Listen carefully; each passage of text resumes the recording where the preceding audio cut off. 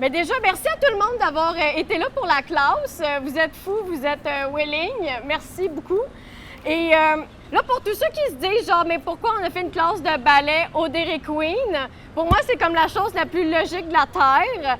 Mais c'est parce que dans le roman Les danseurs étoiles parasitent ton ciel, ben c'est l'histoire de Prunelle qui réussit pas en danse et que la job alimentaire qu'elle finit par trouver, c'est au Dairy Queen. Et la scène qu'on va lire, c'est là où c'est complètement fou et que la réalité et la fiction se rencontrent. C'est que c'est son entrevue là, juste là, à côté des gâteaux puis à côté des toilettes. Puis Prunelle, c'est vraiment une geek de ballet. Elle y pense comme tout le temps, toujours plein de référents du ballet. Puis pendant qu'elle réfléchit dans sa tête, ben là, dans une entrevue du Dairy Queen, il est en train de se dire comme « Mais qu'est-ce que je fais là? » Fait que c'est ça qu'on s'en va lire avec les liseurs publics, un organisme d'Hochelaga Maisonneuve. Je suis heureuse parce qu'on est dans Hochelaga, tout est dans tout. Vous donnez le goût de la lecture aux jeunes du quartier. Merci. Aux adultes aussi, surtout. Oui, mais Ben tout oui. le monde, Ben oui, les jeunes dans leur cœur. Ben oui, tout le monde est jeune, au final. Ah oui. Tout le monde. Puis voilà, alors Oli, tu vas faire le gérant Steven. Allô? Hey, allô? C'est notre collègue du Oh théâtre. my God! Ah ben là, Virginie, c'est plate, on fait pas cette scène-là, mais écoute, dans le roman, t'es dedans, je te l'avais dit, hein? Il y a un personnage qui s'appelle Virginie parce qu'il y a une scène sur le toit du Denise Pelletier durant le gala Métro Star. Puis là, on est avec des punks là, qui n'aiment pas le gala Métro Star. Puis là, il y en a un qui dit « Hey, Virginie, elle travaille pas au bar. » Il dit « Ben non, elle est enceinte puis elle est partie vivre à la campagne. » Puis elle est revenue de la campagne, puis Riel, il y a 3 ans maintenant. Yeah! Ça aussi, c'est la réalité qui rencontre la fiction et vice-versa parce que vous êtes vrai puis vous êtes beau. Oh! Fait que, hey, mon Dieu, m'a été émue là, pour lire l'extrait qui n'a pas rapport avec le théâtre Denise Pelletier, Caroline. Alors, Oli, tu fais le gérant du Dairy Queen. Je vais faire le gérant. Stacy est interprétée par Aurélie. Et finalement, l'adolescente qui Non, fait non, l'adolescente. L'adolescente, Oh, c'est Aurélie, excuse-moi. Pas de confusion. On savait pas que la gérante avait un nom. Oh oui, c'est Stacy. L'assistante gérante, OK. Ouais. Stacy, ça va être Amy. L'assistante gérante va avoir un grand rôle à jouer. Et oui, l'adolescente qui est juste avant l'entrevue de Prunelle qui lui permet d'être beaucoup trop longtemps dans sa tête. Alors, ça va comme suit. Bonne lecture tout le monde. Le Cedar Lake Contemporary Ballet. On n'est pas dans un casse-croûte, là. On n'est pas en face, là, chez Paggy. Non. On veut des produits bien servis, pas de la bouffe garochée dans une assiette, là. La présentation, c'est important. Les employés doivent faire vraiment attention à ça. Penses-tu être capable? Cette compagnie de ballet-là était probablement l'une des plus innovantes en Amérique. Oui, monsieur. Je suis je suis très bonne pour faire des affaires qui demandent d'être concentrée.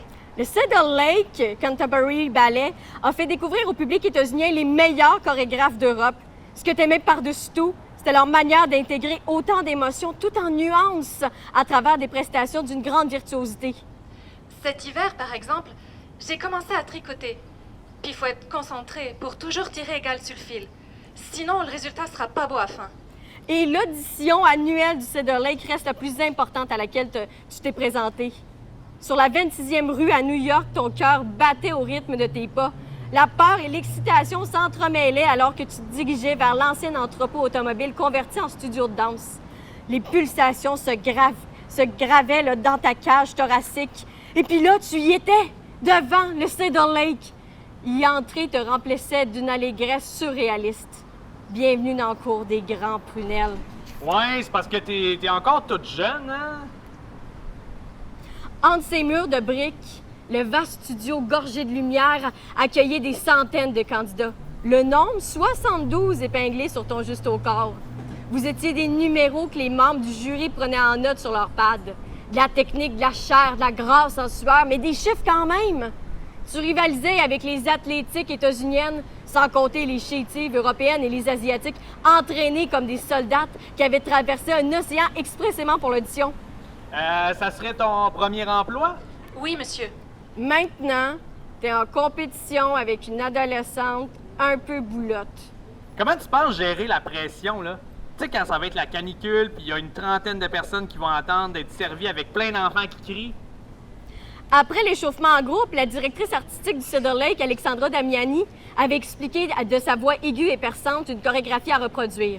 En démonstration, elle s'était lancée avant de se rouler par terre dans son legging Lululemon. Une vivacité sauvage émanait d'elle. Cette femme est incroyable, impétueuse comme ses spectacles.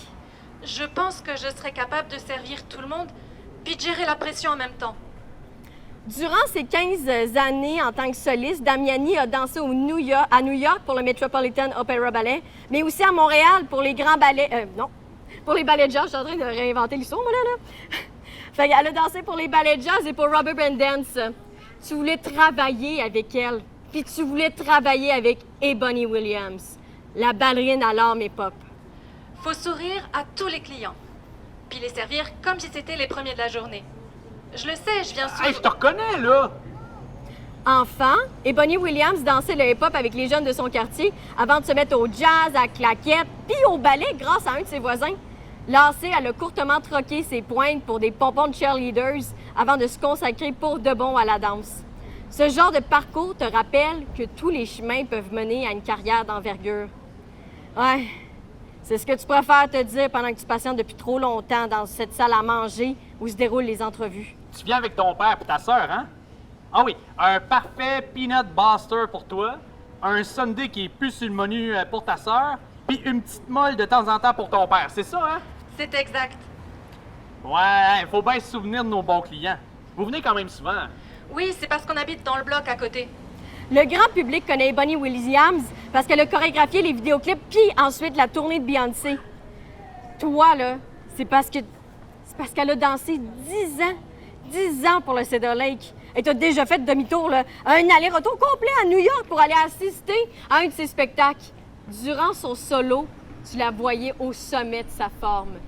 D'une féroce énergie, elle était dédiée à son art. Elle habite à côté. Ça serait pratique pour nous dépanner à la dernière minute. Si ça peut me donner une chance de plus, venir ici, ça a toujours été notre sortie familiale depuis que je suis petite. De cette soirée new-yorkaise, tu te souviens aussi du danseur qui secouait ses cheveux puis synchronisait ses lèvres sur un remix de My Generation de The Who. S'il n'y avait pas indiqué dans le programme, t'aurais jamais su le nom du groupe, mais ça te disait quelque chose. Puis ça t'est revenu à l'esprit. The Who avait composé la trame sonore de Tommy. Ça, c'est la production qui a popularisé les grands ballets canadiens dans les années 70. C'est pour ça que je vais donner mon meilleur. Je sais comment l'accueil est le fun. Agréable, je veux dire. Puis, si j'ai la job, je vais faire pareil. Être gentille, puis rapide. Nancy Walton Laurie, la mécène derrière le Cedar Lake et l'héritière du cofondateur de Walmart, annonçait en 2015 la fermeture définitive de la compagnie à ses 16 danseurs alors qu'ils revenaient d'une tournée en Australie. Déjà, le Cedar Lake avait commencé à avoir des pratiques douteuses là, en imposant des amendes aux danseurs retardataires ou encore à ceux qui faisaient des erreurs en spectacle. Cette année-là, tu t'étais promise de plus jamais acheter dans un Walmart. Boycott au nom d'un rêve brisé. Très bien, Annabelle. Très bien, Annabelle. On t'en redonne des nouvelles bientôt, là. L'adolescente, elle reprend son sac puis elle s'en va. Vos regards se croisent. Le sien est chargé d'espoir. En face de toi, le gérant discute à voix basse avec l'assistante gérante. Un beat électro sortant d'une chaîne stéréo installée sur la machine à crème glacée camoufle leur chuchotement jusqu'à ce que le gérant t'appelle. Brunel Gagnon. Il te serre la main en t'invitant à prendre place dans son semblant de bureau avant de scruter ton CV avec des lunettes au verre épais. Derrière le comptoir, un employé nettoie la machine à slotch. Le regarder astiquer le stainless t'afflige. Au lieu d'auditionner au stage de la Paul Taylor Dance Company à New York, t'as une entrevue pour une job-in dans le fin fond de Hochelaga Maisonneuve, à côté des toilettes puis du présentoir réfrigéré. À l'intérieur des frigos, il y a des gâteaux là, à crème glacée avec des personnages de Star Wars puis de Walt Disney. Mais il y a une ballerine, les bras en 5e, les jambes formant un pic grâce auquel la figurine elle peut tenir dans le glaçage. Mais qu'est-ce que tu fais là, ballerine, entre Pluto et Yoda? Qu'est-ce que tu fais là? Je veux dire, non, t'essayes de pas y penser. En regardant le stationnement vide à travers la fenêtre, qui n'est pas du tout vide en ce moment, tu t'ennuies presque de l'hiver. le printemps là, décongèle les crottes de chien puis les rebuts oubliés sous les bancs de neige. T'as quel âge, Prunelle? 20 ans? 20 ans. Puis le seul emploi que t'as fait dans la vie, c'est mascotte pour la fête des neiges. Ouais, pourquoi? Ah, je suis juste étonné. Qu'est-ce que t'as fait après ton secondaire si t'es pas allé au cégep? Aucune idée. Ah! Ben t'es bien mythomane amateur! Hey, t'aurais dû préparer des questions aussi là, pour la nouvelle version de ton CV. Tu sais, celle où t'as enlevé toutes les références à la danse. Hey, t'es pas doué pour l'improvisation. La dope, elle doit être bonne, hein?